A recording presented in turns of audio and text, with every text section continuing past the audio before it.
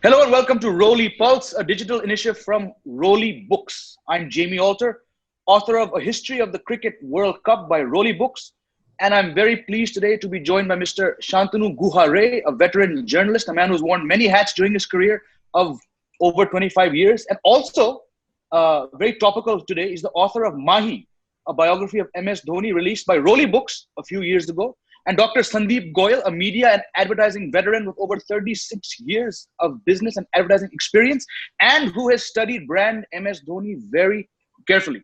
Now, the question, why are we here today? It's because a week ago, MS Dhoni retired from international cricket, a decision which would have surprised many and would have also left some of us, me included, wondering, "Itna time kyun lagaya aapne, sir?" But anyways, let's get straight into it. Shantanu, you've obviously watched Dhoni's career very closely. You've also been part of the sports broadcasting industry. What were your immediate reactions when you heard that Dhoni had called it quits from international cricket? Well, I heard this sometime in January, to be very honest. My friends told me that Dhoni was very upset because he was not included in the BCCI contract list that came out on January the 16th. Ironically, for him, the number 7 has always been very important, very vital. And on January 16th, if you 6 and 1 is 7 again. So he's like a Cristiano Ronaldo of cricket. And he's a 7 number is very important for him. Somewhere, I think he was extremely disappointed. And he asked his friends, I got to know last night, that let's offer one final prayer at the temple of Mata Devri, which is about 60 kilometers from Ranchi. And after that, Dhoni didn't pray there. So he was mentally getting ready, as Sandeep very beautifully says in his column, which I was reading, mind-boggling one, where he says the time 7:29, the sun sets, I think it's in the Cape Comorin, and it's a very auspicious time. It's ironically also Dhoni's mother's birthday, and she was born on 7:29 minutes. So he coincided that to prove that he's a homely guy and all of that. But it was coming. He was mentally ready. He knew he had to play IPL. And if he had not played IPL, it was games over for him. So he took this stand. And I think he will now stand by it unless some miracle, which could possibly happen over the next fortnight, happens. Yes, very interesting there. In fact, we all knew that if there was any way of MS Dhoni being selected for the T20 World Cup, it was when the IPL was due in April. And the moment that was postponed back in April, we all didn't really know how many months it would be. Many of us realized that, perhaps now, MS Dhoni will in fact call it quits. Dr. Goyal, you've someone who watched brand Dhoni. We'll get into Dhoni, the player and the captain, in a while. But how do you attribute this rise of a man from very humble beginnings, also from a cricketing backwater like Ranchi, and how in a short span of time, in fact within 1 year of his making his ODI debut for India, Dhoni was ranked number 1 in ODI cricket, and already the buzz as this next visible superstar of Indian cricket was created. How do you see the man Dhoni from that stage to the man who retired last week, and just from brand perspective view? I think before I answer that question, I had a slightly different, point of view from what Shantanu said about the retirement of Dhoni. You see, excuse my perspective on this, which most times remains, commercial. I think the retirement was actually coming 2-3 years ago. I mean, there was time when he could have, bowed out. I mean, at age 36, 37, most of the cricketers are well past their prime, and his performance, any case on the field, has not been very, very significant. I think the announcement of the retirement just got stretched because there were more and more endorsements coming his way. So I have a contra point of view on that. I mean, I know it's not really nice to be talking about, the commercial dimension at this time when he's retiring and everybody's going gaga over him. But I think, he kind of stretched that last, 2-3 years, primarily because there was an overload of endorsements coming.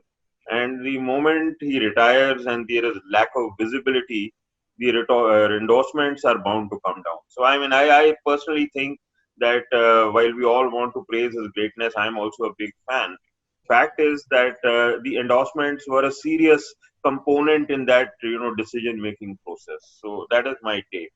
Now, to your question about brand Dhoni, there is no doubt that it has been a meteoric rise. There have been other examples, but I think the closest example of similar success, though the earlier, precedent was nowhere as close, is Kapil Dev.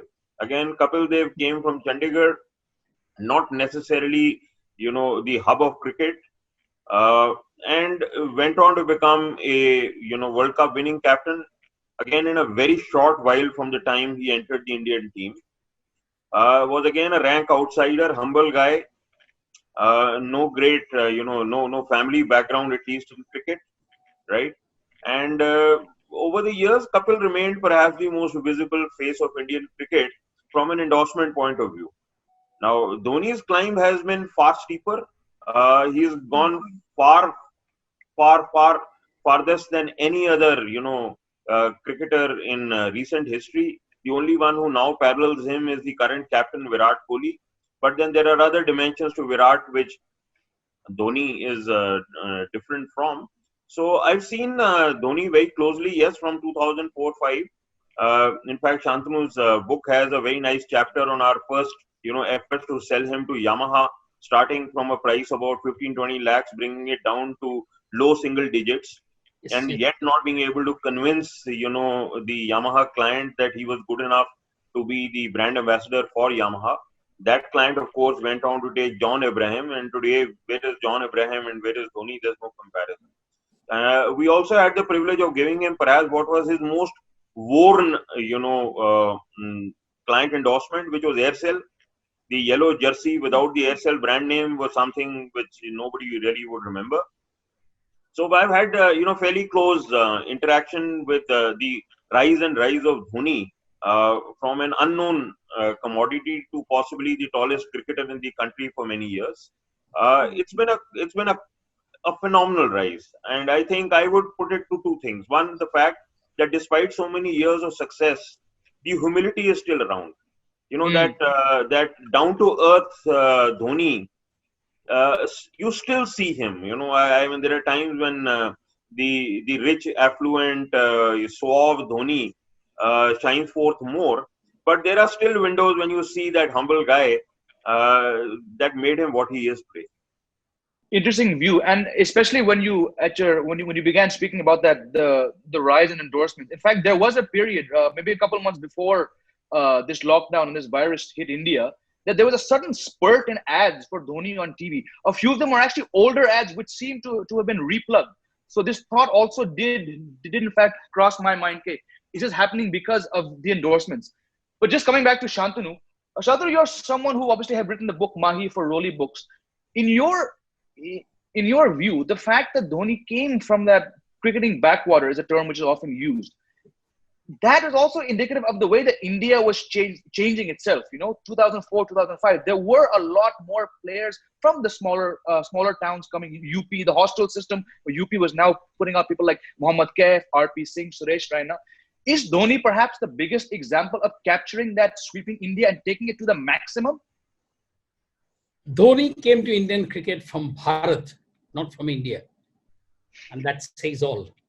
Let a small story. I mean, he's such a humble, but Sandeep, of course, will know many more stories. I mean, I handled him during my ESPN days, and I'm a maverick. I moved on. I left cricket behind.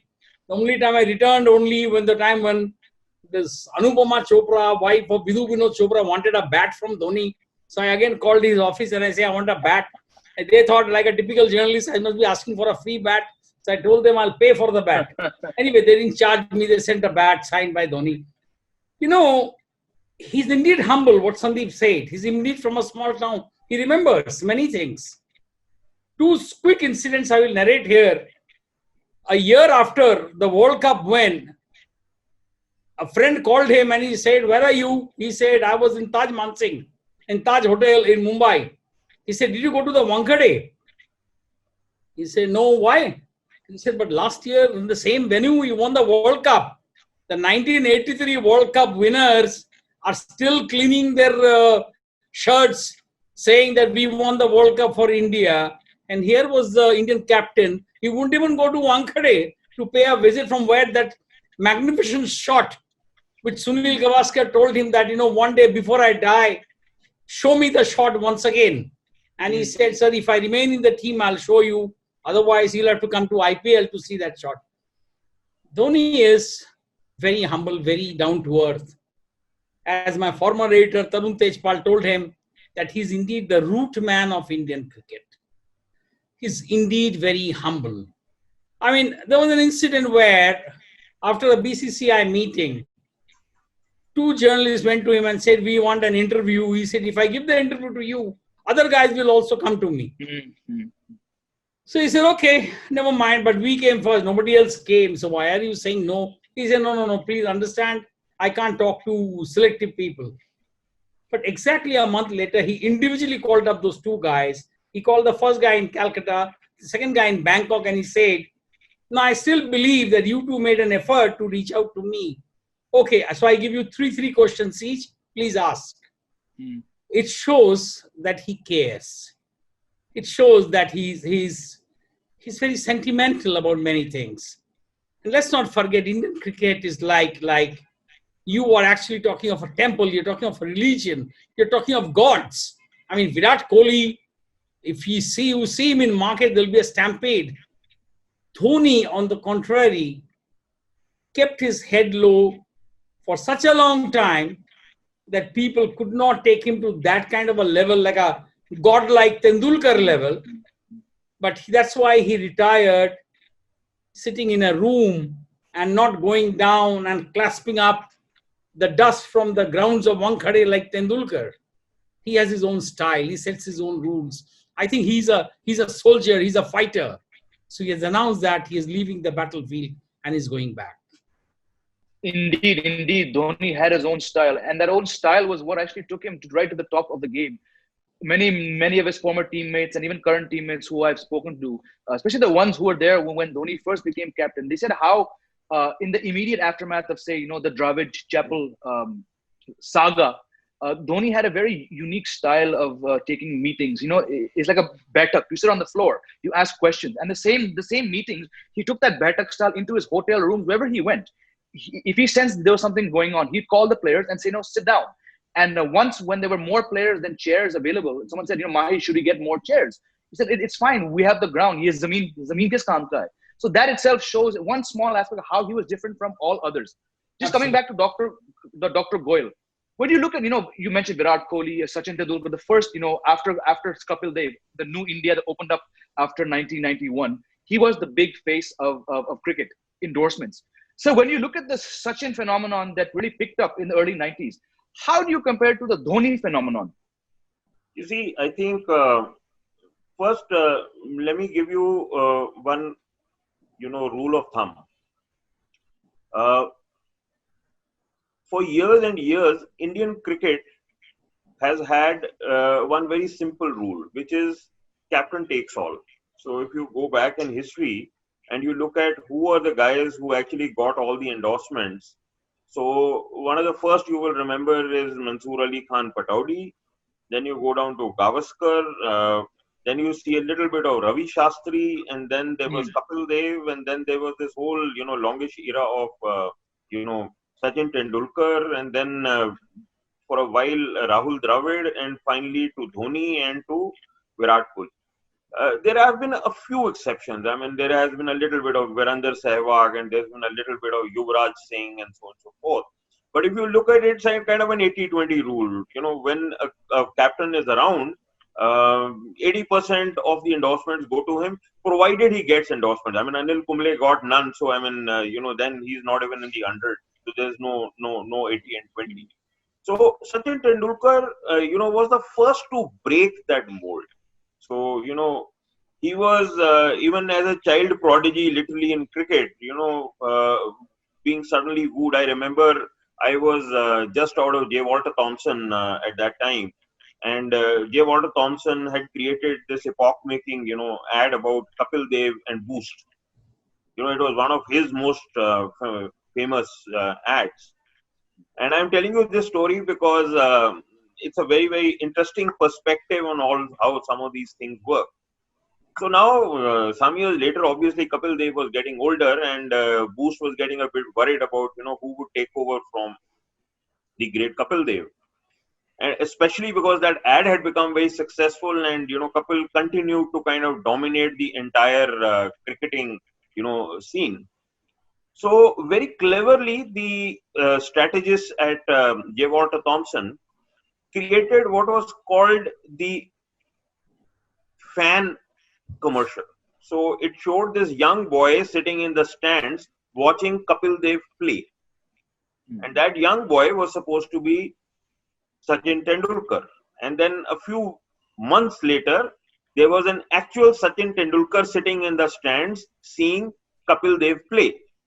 And then the narrative moved forward 6 months, and you actually had Tendulkar and Kapil Dev playing together. And then 6 months later, there was no Kapil Dev and there was only Sachin Tendulkar. But this is the interesting part of the story.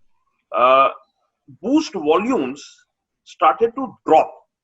So with the coming in of Sachin, the Boost volume started to drop. And so obviously the product manager, the brand manager were very, very worried. So they took it back to research. And what did research say? You see, when my kid was having Boost and Kapil Dev was the endorsee, he would be brawny and big. Now you bring this small little guy here and he has a squeaky voice. And if he's going to have Boost, my kid is not going to be big and bold and brawny.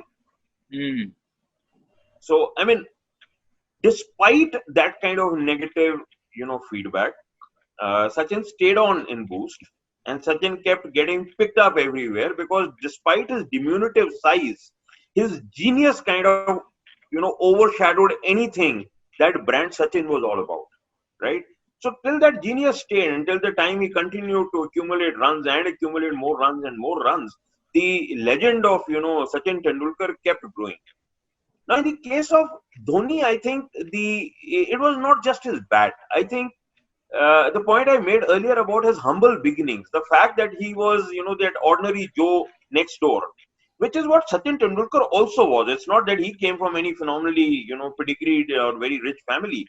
But I think Dhoni carried that cross of humility far more than any other cricketer in contemporary history over the last 20 odd years. So I think the combination of the fact that he was seen to be honest, authentic, trustworthy, reliable, then he was also high quality and high performance, added to that persona of brand Dhoni, which kind of remained intact over the 15, 16 odd years that he has been playing cricket. Yeah. And again, so much of it is about the personality off the field, which is why perhaps Sachin's greatest legacy will be how he held himself off the field and kept himself in perhaps a bubble, we can call it, despite being that superstar and the hope of a billion dreams.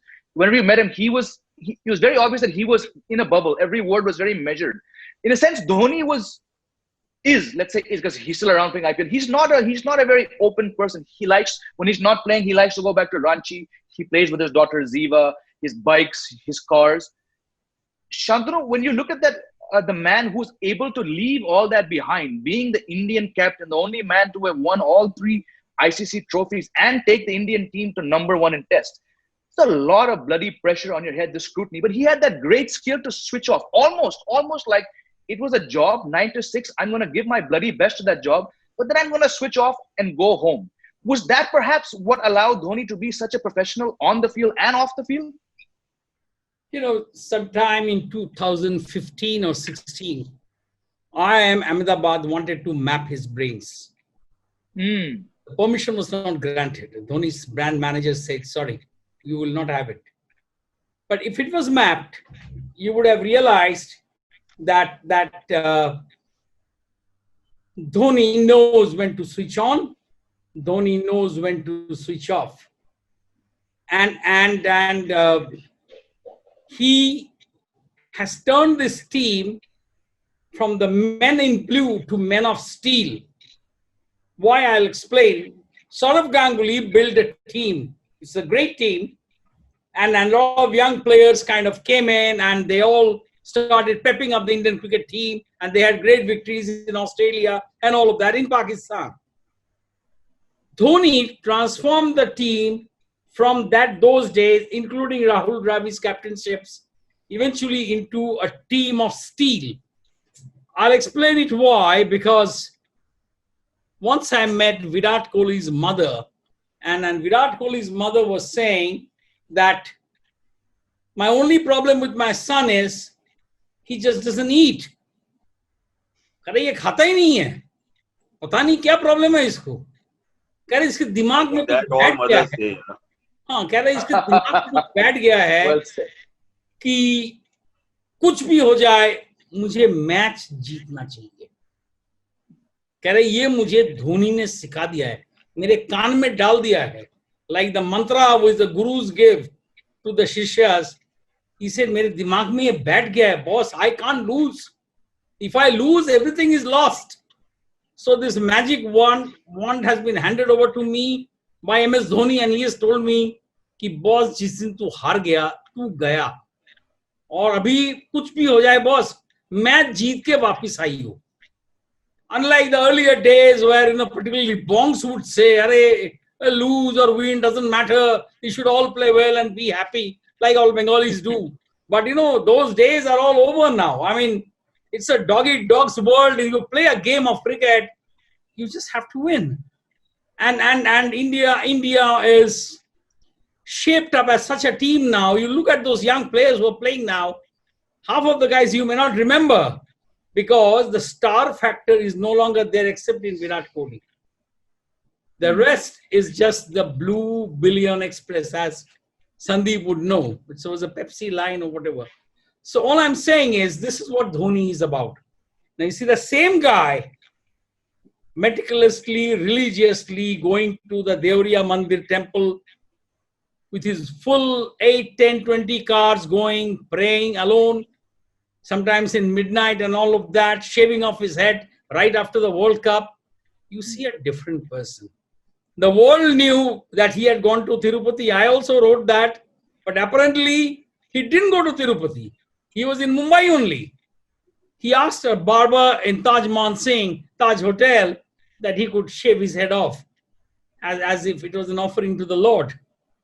So he does many oddball things, and he's seen as someone who leads by example.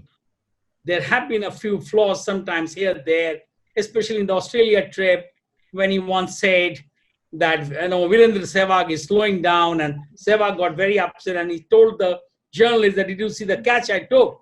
Yeah, so you think what? I'm a little old. Maybe those were Dhoni's ways of telling people, maybe your time is up. And now that he's gone, there are people speculating, mostly Bengalis, that Saurav Ganguly must have played or turned some finger somewhere, and that's why this guy is gone. I don't want to go in there. But yes, relationships between the two were not of the best of times, and there was an issue there. Followers of Ganguly felt that Ganguly went out before playing 2011 because of MS Dhoni. And followers of MS Dhoni felt that Ganguly was way past his prime. He was hanging in there, so he had to go. Let's not get in there, but I think as a leader, as Sandeep has often brilliantly explained in his articles, he's a man of different kind. He's just a genius. Indeed, he is just a genius. Dr. Goyal, we know that Dhoni will at least play one more IPL for CSK, maybe more given how fit he is. But what kind of post-cricket brands do you see, or how will brand Dhoni look post-cricket? See, I've already, written in fact 2 pieces on, where will brand Dhoni be headed. Now, first and foremost, there are a few factors we should keep in mind. If his value has to continue as a viable brand ambassador. Now, I don't look at, I don't understand as much of cricket as both of you do. But the fact is that recall, recognition, relevance, respect, they all play a very major role in terms of where the brand is headed. In advertising, jo dikhta hai, wo bikta hai. So, you stop being visible, that's the end of you. So I mean, I've seen. I mean, the piece I wrote yesterday. Yuvraj Singh a year ago he retired. I mean, from an endorsement point of view, values almost become zero. I mean, we Mm. talked of Sachin Tendulkar. Sachin Tendulkar's half life was reached within 2 years of his retirement. I mean, in 2 years, his number of ads he was doing had fallen to half, and today they're almost gone. Right. So the half life is defined by how much of visibility. So to keep brand Dhoni alive, he has many options. I mean, the most talked about right now in most hushed, tones is politics. Now, if he decides to join politics and with the prime minister writing to say goodbye to him and so on and so forth, that is raising, expectations. So that's Yep. one option, right? He's already a very, very good businessman, right? One of the things that I did put down and many people wrote back to me is directorships on the boards of companies. I mean, that can also keep him quite visible because a lot of business press and that is appropriate press for him and so forth. The fact that he could go back and do, and I think he's quite capable of doing that, is a short stint in the army, 3 months in the army, and he will be all over Mm. the press and all over and visible and so on and so forth. Uh, I also think he has, potential in a lot many more things that he can do in cricket. Now, it could be commentating, though I'm not sure, though we've seen VVS Lakshman Mm. come out of nowhere and, build a career as a commentator. He could be in cricket administration. I mean, if Saurav Ganguly could do it, and he can surely do it, and especially if Mr. Ganguly wants to now head off to, perhaps Bengal politics, especially if he doesn't make the ICC chief and so on and so forth, there is Mm. potential for Dhoni. So there are many opportunities for brand Dhoni. My only important thing is, will he be around in 2025 or 2030 will largely depend whether he can keep himself visible. Now, this is too short a discussion to define the very many ways that that visibility could be retained. But uh, I still believe that he has very strong brand fundamentals, which most other cricketers of his generation did not have, right?